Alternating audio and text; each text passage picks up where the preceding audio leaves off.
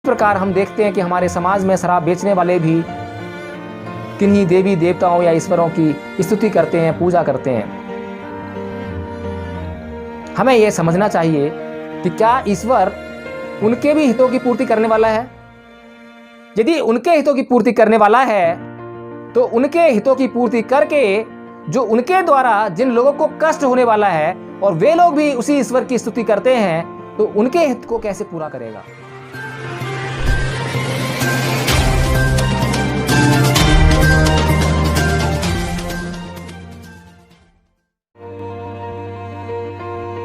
प्रिय धम बंधुओं, 3 शरणों के बाद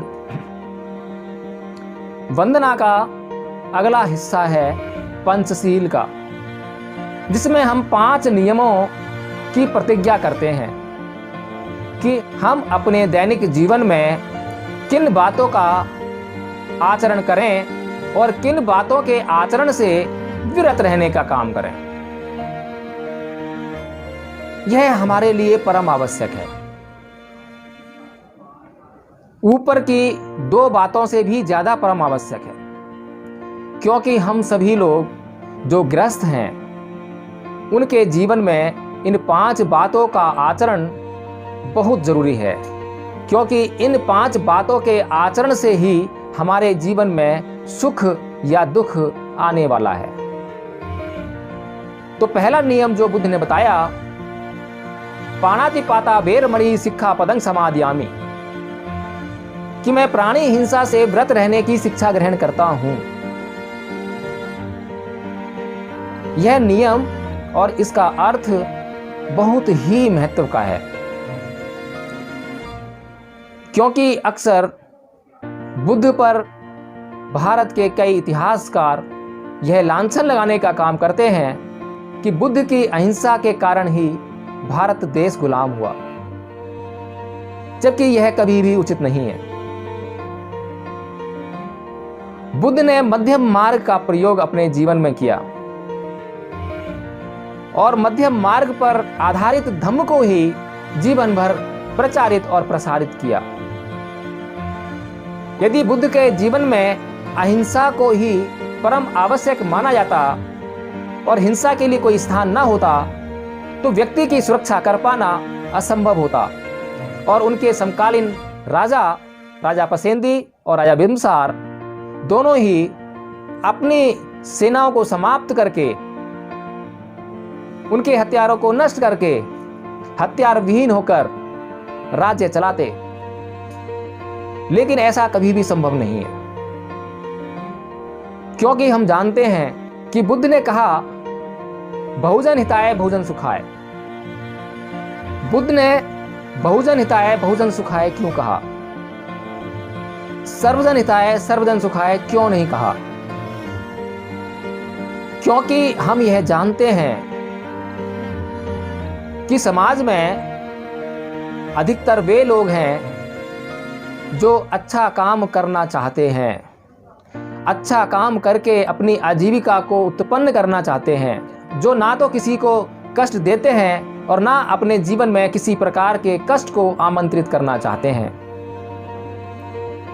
और बुद्ध यह भी जानते थे कि समाज में आपराधिक प्रवृत्तियों के लोग भी रहते हैं, चोर, डकैत, बलात्कारी, दुराचारी आदि सभी प्रकार के लोग समाज में रहते हैं। तो यदि सर्वजन हिताय की बात की जाए तो चोर और डाकुओं का हित तो चोरी करने, डाके डालने, हत्याएं करने, दुराचार करने में होता है। उनको तो बस यही अर्थ समझ में आता है। यदि ऐसा नियम बना दिया जाए तो इनका हित पूरा कैसे किया जाए? प्रिय धम बंधुओं, जैसा कि हम अपने समाज में देखते हैं कि समाज में जो शराब बेचने का कार्य करता है, जो डाकू लोग हैं, हमने कई फिल्में देखी हैं जिनमें डाकुओं को हमने पूजा पाठ करते देखा है।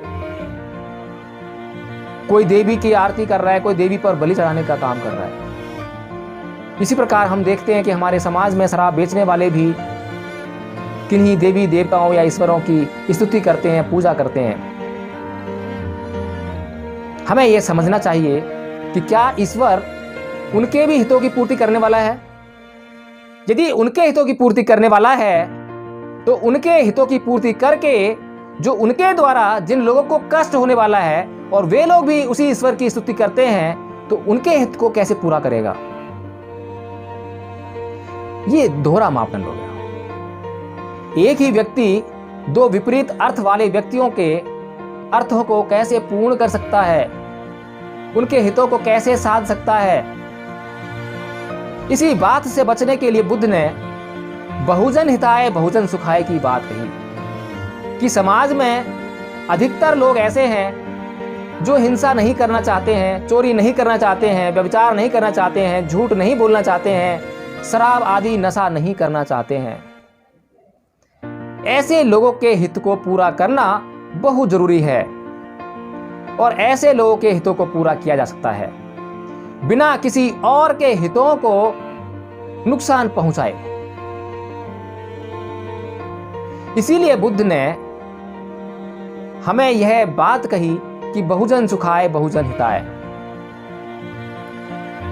और जब यह बात बुद्ध ने कही है तो जब पाणातिपाता बेरमणि सिक्खापदं समादयामि हम कहते हैं तो उसका मतलब होता है कि जब तक मेरे जीवन पर या दूसरों के जीवन पर, मेरी संपत्ति पर या दूसरों की संपत्ति पर कोई संकट ना आए, तब तक मैं हिंसा नहीं करूंगा।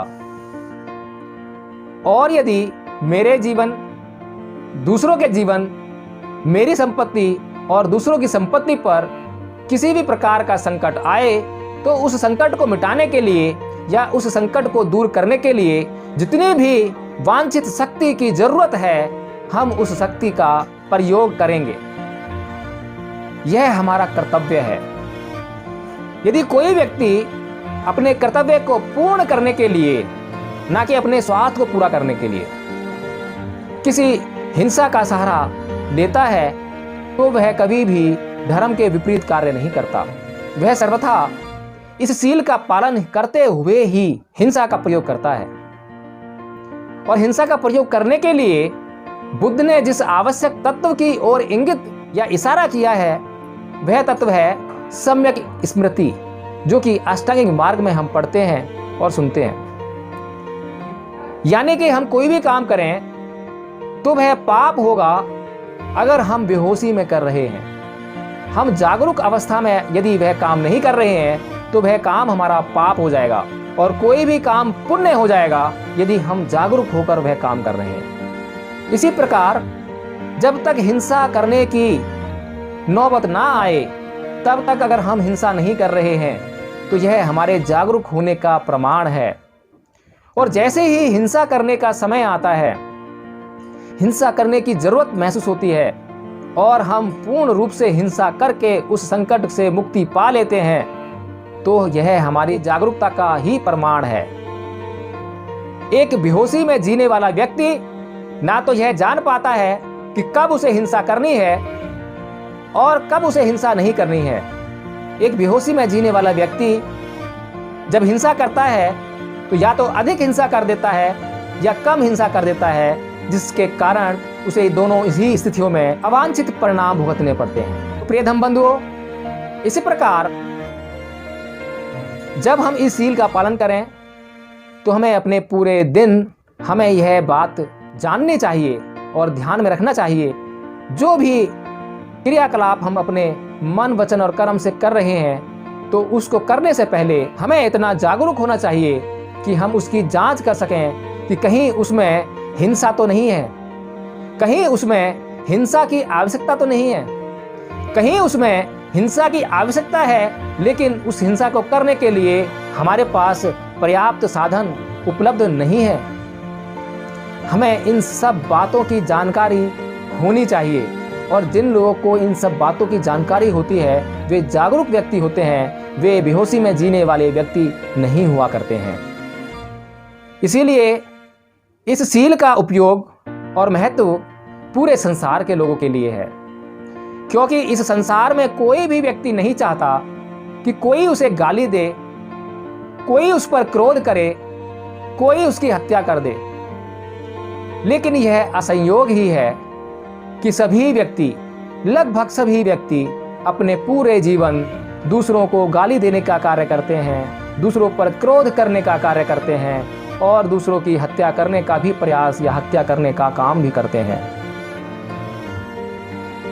ऐसा कैसे हो सकता है कि कोई व्यक्ति अपने ऊपर तो ये चाहे कि उसे कोई गाली ना दे, क्रोध ना करे, उसकी हत्या ना करे, जबकि वो दूसरों के साथ में यही निरंतर व्यवहार करता रहे? ऐसा वो इसीलिए करता है क्योंकि वह जागरूक नहीं है। जब वह किसी व्यक्ति को गाली देता है तो उसके परिणामों से वह अवगत नहीं है। वह नहीं जानता कि इसी प्रकार की गाली देना उसको अच्छा नहीं लगेगा, जिस प्रकार की उसका गाली देना दूसरों को अच्छा नहीं लग रहा है। यदि व्यक्ति इस बात को जान जाता है और वह अपने आप को गाली देने से और वह अपने आप को दूसरों को गाली देने से, उन पर क्रोध करने से, उनके साथ हिंसा करने से अपने आप को रोक कर अपनी दिनचर्या को पूर्ण करता है, अपने जीवन को पूर्ण करता है, तो वह व्यक्ति जागरूक व्यक्ति कहलाता है। तो प्रिय धर्म बंधुओं, हमने यह जाना कि यह नियम न केवल हमारे लिए आवश्यक है बल्कि पूरे संसार के लोगों के लिए आवश्यक है। इस नियम से कौन से धर्म का व्यक्ति इनकार कर सकेगा? लेकिन आवश्यकता तो यह है कि सबसे पहले तो हम जागरूक हो जाएं और जब हम जाग जाएं तो दूसरों को भी जगाने का काम करें। क्योंकि जिस घर के व्यक्ति सोए होते हैं और उनमें से कोई एक व्यक्ति जाग जाए और वह जागने के बाद दूसरों को ना जगाए और उसके जागने के पश्चात कोई प्राकृतिक आपदा आन पड़े, तो जिस प्रकार वह व्यक्ति अपने आप को तो बचा लेता है लेकिन पूरा परिवार उस प्राकृतिक आपदा का ग्रास बन जाता है। इसी प्रकार यह संसार अंधकार में जीने वाले व्यक्तियों से भरा पड़ा है। तो जो लोग इस अंधकार को छांट चुके हैं, प्रज्ञा को प्राप्त हो चुके हैं, जो जाग चुके हैं, उनके लिए यह परम आवश्यक है कि वे अब जागने के बाद उन सभी लोगों को जगाने का काम निरंतर करते रहें जो लोग सोए हुए हैं, जो लोग अज्ञानी हैं, जो लोग अभी भी अंधकार में भटक रहे हैं, ताकि समय पड़ने पर वे लोग भी अपने जीवन की रक्षा कर सकें। काम, क्रोध, मोह, लोभ, द्वेष, तृष्णा, ईर्ष्या, इन सभी बुराइयों से हमें हर व्यक्ति के जीवन की रक्षा करनी है। यही हमारे जीवन का उद्देश्य भी है। तो प्रिय धर्म बंधुओं, इस प्रकार इस सील का बहुत ही भारी महत्व है। दूसरा सील बुद्ध ने कहा, आदिन्न दाना बेरमणि सिक्खा पदं समाधियामि, कि मैं दूसरों की वस्तुओं को, दूसरों की संपत्ति को बिना उनकी इच्छा के, बिना उनसे पूछे नहीं लूंगा। और जो व्यक्ति किसी की भी संपत्ति को बिना उससे इजाजत लिए ग्रहण कर लेता है या बिना उसके दिए ग्रहण कर लेता है तो इसे चोरी कहा जाता है।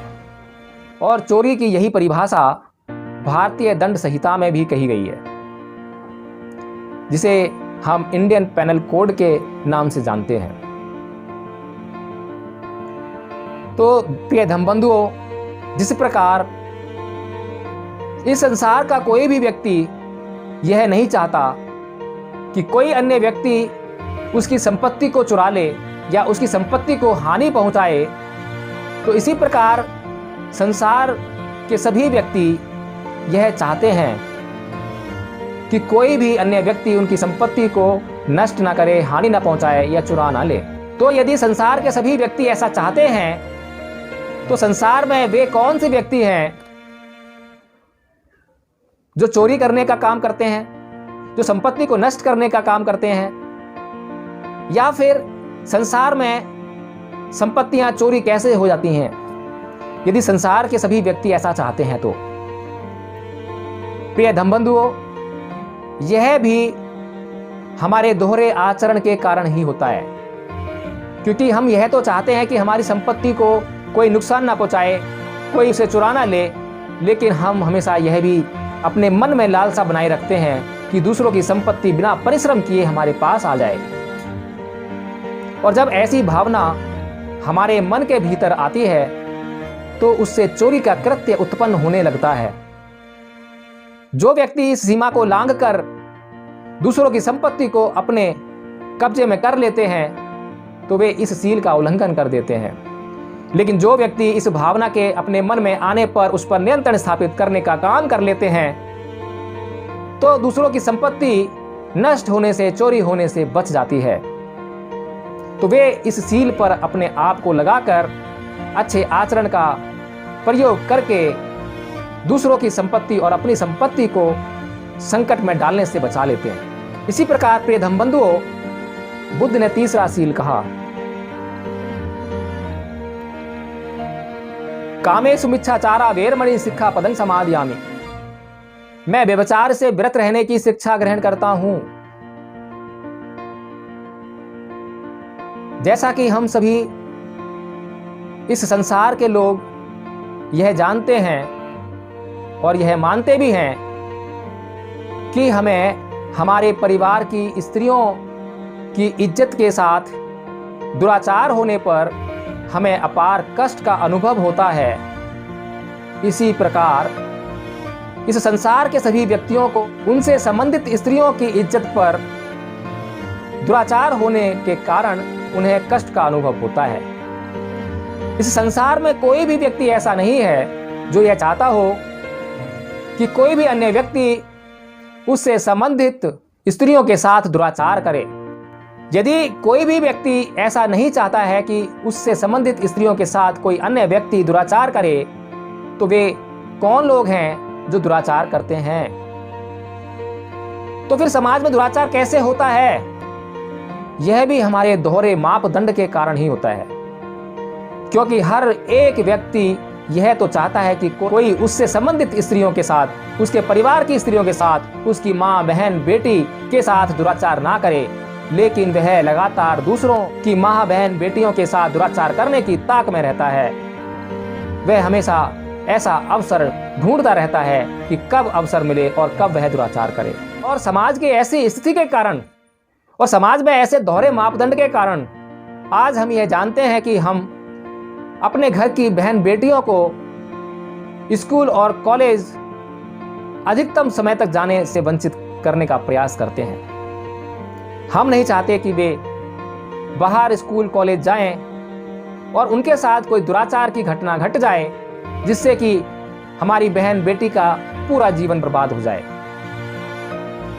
इस बात से बचने के लिए हर एक माँ बाप यह प्रयास करते हैं कि यथाशीघ्र चाहे अपनी बेटी, अपनी बहन की पढ़ाई की बलि देनी पड़े, पर वे यथाशीघ्र यह चाहते हैं कि अपनी बहन बेटी की जल्दी से जल्दी शादी कर दें, उसका विवाह करके उसे दूसरे को सौंप दें।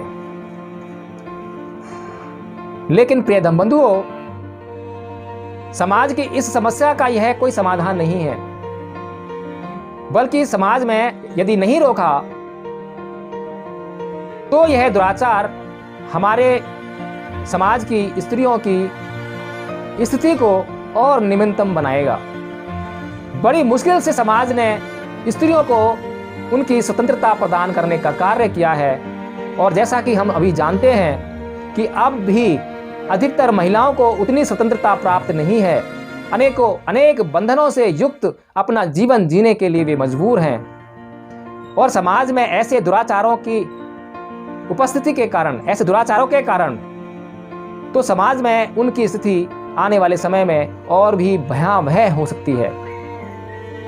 तो अपनी बहन बेटियों के विकास के लिए, उनकी उन्नति के लिए, ताकि वे अपने जीवन में उच्चतम शिक्षा को हासिल करके अपने जीवन में जो चाहें वे बन सकें और वे अपने परिवार का, अपने समाज का, अपने देश का, इस संसार का नाम रोशन कर सकें, उन्हें गौरवान्वित कर सकें, इसके लिए यह परम आवश्यक है कि उनकी उच्चतम शिक्षा की व्यवस्था समाज करे। और उनकी उच्चतम शिक्षा की व्यवस्था करने के लिए यह परम आवश्यक है कि उनकी सुरक्षा की व्यवस्था उससे भी पहले करे। और यह तभी संभव है जब हम इस दोहरे आचरण को छोड़कर इस संसार के सभी लोग दूसरों की माँ, बहन, बेटियों के साथ वैसा ही आचरण करना प्रारंभ कर दें जैसा कि वे अपनी माँ, बहन और बेटियों के साथ में चाहते हैं। प्रिय धर्म बंधुओं, इस सील में यह भी बात बहुत जरूरी है कि एक स्त्री अपने पति के सिवाय और एक पति अपनी पत्नी के सिवाय किसी अन्य स्त्री की तरफ दुराचारपूर्ण निगाह से ना देखे।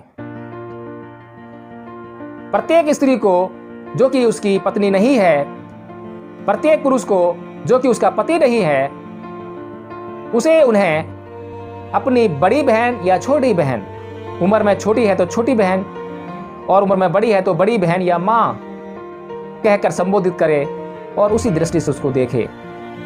इसी प्रकार छोटे पुरुष को छोटा भाई, अपने से बड़ी उम्र के पुरुष को बड़ा भाई या बाप समान समझकर उसी प्रकार उससे व्यवहार व आचरण करे। तो समाज की यह स्त्रियों की सुरक्षा की व्यवस्था बहुत ही शीघ्र आसानी से लागू हो सकती है, लेकिन इसके लिए परम आवश्यक है कि इन विचारों का पूरी दुनिया में प्रचार और प्रसार हो। तथागत बुद्ध ने चौथा सील कहा, मूसा वादा वेरमणि सिक्खा पदं समादियामि। मैं झूठ बोलने से व्रत रहने की शिक्षा ग्रहण करता हूं। इस झूठ बोलने में 5 बातें शामिल हैं: चुगली, निंदा, असत्य भाषण, व्यर्थ की बातें आदि। तो हमें यह समझना चाहिए, एक जागरूक व्यक्ति वही हो सकता है जो इस बात को समझ ले कि जिस प्रकार किसी अन्य व्यक्ति के द्वारा झूठ बोलने से उसको कष्ट पहुंचता है, उसी प्रकार उसके झूठ बोलने से संसार के अन्य व्यक्तियों को भी कष्ट पहुंचता है, कष्टों का अनुभव होता है। तो यदि हमें अपने आप को किसी भी कष्ट से मुक्त करना है तो हमें दूसरों को भी अपने द्वारा प्रायोजित या संप्रेषित या दिए जाने वाले कष्टों से मुक्त करना होगा।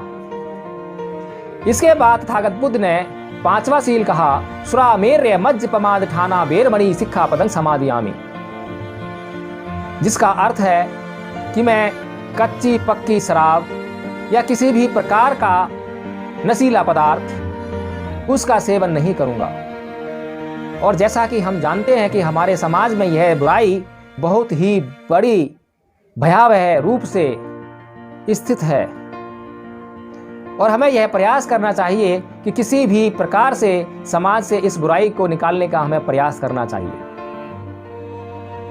लेकिन हमने अभी देखा कि लॉकडाउन से पूरा संसार गुजर रहा है और उस समय जैसे ही भारत की सरकार ने लॉकडाउन में थोड़ी सी ढील दी तो सबसे पहले शराब के ठेके खोलने का काम किया, जो कि नैतिक व्यापार नहीं है, जो कि सरकार की आमदनी का कोई नैतिक स्रोत नहीं है। इसलिए हमें यह बातों का प्रचार और प्रसार करना चाहिए, बड़े पैमाने पर करना चाहिए, ताकि कोई भी व्यक्ति जब समाज में उस सरकारी शराब के ठेके से दारू या शराब खरीदने वाला ना होगा तो वो सरकारी ठेके अपने आप समाप्त हो जाएंगे, सरकार अपने आप नैतिकता के मार्ग पर आ जाएगी। इसके साथ प्रिय धम्बंधुओं, इस सील में एक अति महत्वपूर्ण बात प्रमाद की भी है। प्रमाद ठाना यानी कि शराब से ही नशा नहीं होता, नशा प्रमाद का भी होता है। जिस प्रकार की आपका आलस्य आपको वो कार्य करने से रोकता है जिस कार्य करने की आपको आवश्यकता है, उसी प्रकार प्रमाद, हर प्रकार का प्रमाद, हर प्रकार की आसक्ति को नहीं करना चाहिए जो, और वह कार्य करने के लिए अप्रमाद आपको प्रेरित करता है जो कार्य आपको करना चाहिए, जो कि पुण्य है। तो इस सील का हमारे जीवन में बड़ा महत्व है, क्योंकि कोई भी व्यक्ति यह नहीं चाहता, चाहे वो कितनी भी शराब पीने वाला हो, चाहे वह कितना भी प्रमादी हो, कितना भी आलसी हो, कितनी भी नशीली चीज़ों का सेवन करता हो, वह यह कभी भी नहीं चाहता कि उसके बच्चे भी शराब पिएं। यदि वह आलसी है तो उसके बच्चे भी आलस करें, वह प्रमादी है तो उसके बच्चे भी प्रमाद करें। वह हमेशा यही चाहता है कि उसके बच्चे कभी भी शराब ना पिएं, कभी भी आलस ना करें। वे हमेशा शराब और नशीली चीज़ों के सेवन से दूर रहें और अप्रमादी बनकर कठोर परिश्रम करें और अपने जीवन में उन्नति को प्राप्त करें। लेकिन वही बात की दोहरा आचरण, दोहरे मापदंड। तथागत बुद्ध ने हमें यह 5 मापदंड समाज में सुख, शांति और समृद्धि को फैलाने के लिए दिए।